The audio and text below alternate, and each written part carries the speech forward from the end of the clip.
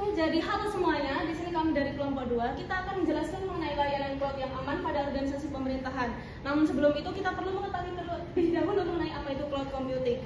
Jadi, cloud computing merupakan teknologi yang memungkinkan penggunanya untuk memanfaatkan sumber daya teknologi informasi seperti penyimpanan data, aplikasi, dan server melalui jaringan internet tanpa harus mengelola seluruh infrastrukturnya secara mandiri. Lalu, apa sih kebutuhan pemerintah atas hal ini serta manfaat yang diperoleh? Jadi pemerintah membutuhkan cloud computing karena ada tuntutan pelayanan publik yang cepat, responsif, efektif, efisien, dan berbasis digital.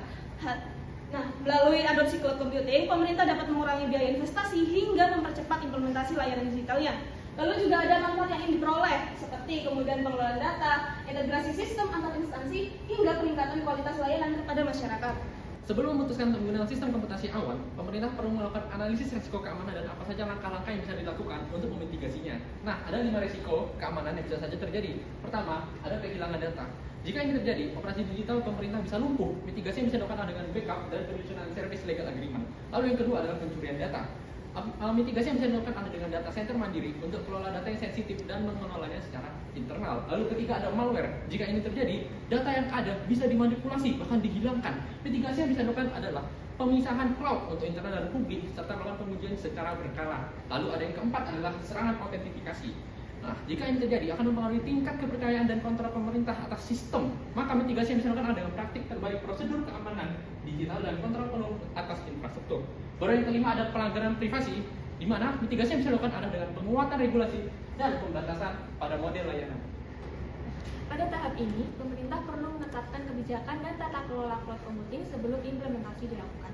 Kebijakan tersebut mencakup pengaturan keamanan data, kepatuhan terhadap regulasi, serta SOP layanan. Selain itu, perlu dibuat Service Level Agreement atau SLA yang mengatur ketersediaan layanan, jaminan keamanan, prosedur pemulihan gangguan, dan juga tanggung jawab dari masing-masing pihak. Pemerintah juga harus menentukan lokasi penyimpanan data, khususnya untuk data sensitif yang sebaiknya dikelola sendiri. Nah, setelah kebijakan ditetapkan, langkah berikutnya adalah memilih model cloud yang sesuai. Dari sisi layanan terdapat SaaS untuk aplikasi siap pakai, PaaS untuk pengembangan aplikasi, dan IaaS untuk penyediaan infrastruktur komputasi. Sementara itu, model deployment cloud menjadi pilihan yang hybrid cloud menjadi pilihan yang sesuai bagi organisasi karena mampu menjaga keamanan data melalui private cloud sekaligus mendukung layanan publik melalui public cloud. Menurut kelompok kami, hybrid cloud merupakan model yang paling sesuai untuk diterapkan di lingkungan pemerintahan karena mampu menyeimbangkan kebutuhan keamanan dan kualitas layanan. Dalam model ini, private cloud digunakan untuk menyimpan data sensitif, menjalankan proses internal, serta mendukung koordinasi antar instansi sehingga kerahasiaan dan kontrol data tetap terjaga. Sementara itu untuk public cloud-nya, kita memanfaatkan public cloud untuk layanan publik dan aplikasi yang diakses oleh masyarakat luas karena memiliki fleksibilitas dan juga skalabilitas lebih tinggi. Selain itu, pusat data pemerintahan sebaiknya itu tetap dikelola secara mandiri agar keamanan informasi, kedaulatan data, dan juga keberlangsungan layanan dapat terjamin.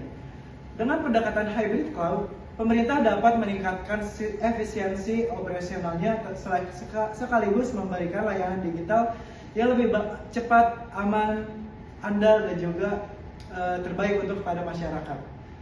Dapat disebutkan bahwa kombinasi antara penggunaan private cloud dan public cloud itu merupakan pilihan yang terbaik menurut kelompok kami. Karena bagi lembaga pemerintahan mengingat pilihan model hybrid cloud ini bersifat fleksibel dan juga dalam hal isu terkait dengan keamanan ataupun privasi data organisasi dan juga kemudahan penyediaan layanan publik kepada masyarakat. Sekian, terima kasih. Wassalamualaikum warahmatullahi wabarakatuh.